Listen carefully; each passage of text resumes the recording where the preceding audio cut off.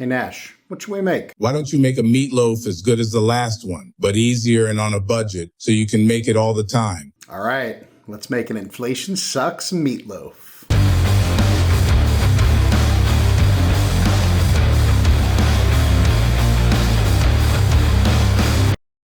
Today, we're making another subscriber request as part of our Inflation Sucks series. We got a request to make Inflation Sucks meatloaf. So we've made meatloaf before. We made a request from Linda Miller for the cheese stuffed, bacon wrapped, grilled, smoked meatloaf. Freaking delicious. Don't know if it would fit into our Inflation Sucks parameters though of $20 to feed 4 people. So this one it's gonna be delicious. It's gonna be damn near as good as that one. That one had a lot of steps and it was so damn good. This one's gonna be kind of a shortcut version of that, but a little bit on the more budget side, a little bit on the cheaper side, and still gonna be delicious. So hey, without further ado, let's go. Start by preheating your oven to 350. Then we make our meat mixture. So we start with, a pound of ground beef, a pound of ground pork, and a pound of pork sausage. So we can go ahead and sort of mix these guys together. Then to this, we add salt, pepper, garlic powder, paprika, Italian seasoning, some diced up pasillas or poblanos, and some hatch chilies. If you can't find hatch chilies, you could just use some jalapenos to add into that mix. After I diced them, I kind of drained out the excess liquid because we don't want to add any extra liquid to this. Some diced up parsley, some panko breadcrumbs. All the measurements are going to be in the recipe down below. Some beaten eggs and some whole milk. Then we go ahead and mix this all together. And then to finish this mixture off, we add the ingredients we forgot. A cup of Pecorino Romano, or in a pinch, Parmesan will do. And about a tablespoon of Worcestershire sauce. Okay, now we set that aside so we can make our glaze. So for our glaze, we add ketchup, brown sugar, dry mustard, some Worcestershire, and some hot sauce. Mix this up. So now we take our meatloaf, and what I'm making is a double batch, so this will make 2. We're just gonna put it in here and form it. Then we're just gonna do this. Okay, so that didn't work. Then we just wrap our bacon up and around.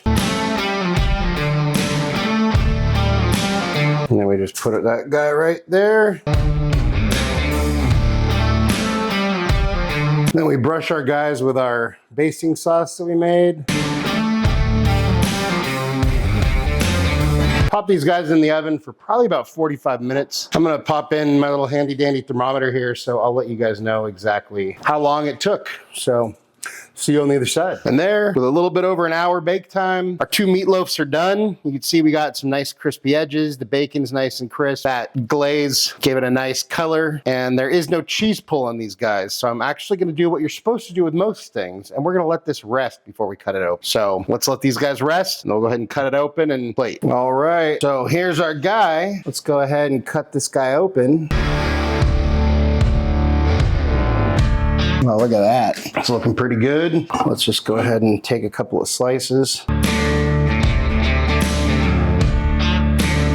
we'll do one of these guys.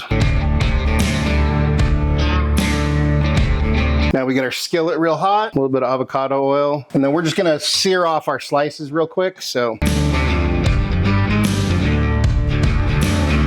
You can kill the heat. That's all we're looking for is a quick sear. So there we have our Inflation Sucks meatloaf. Just gonna give it a little bit of demi-glaze sauce.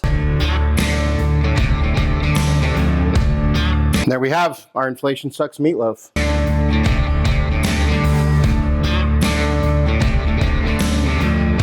Time for a bite. Cheers.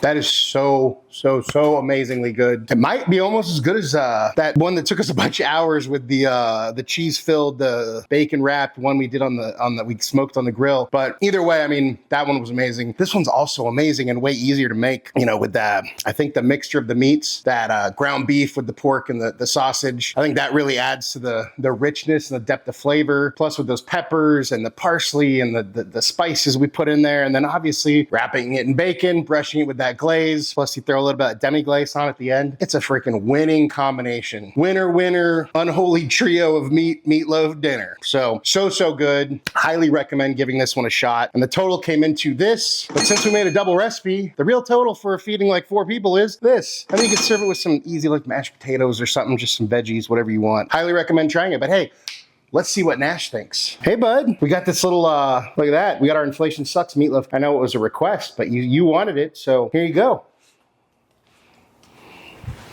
What do you think, bud?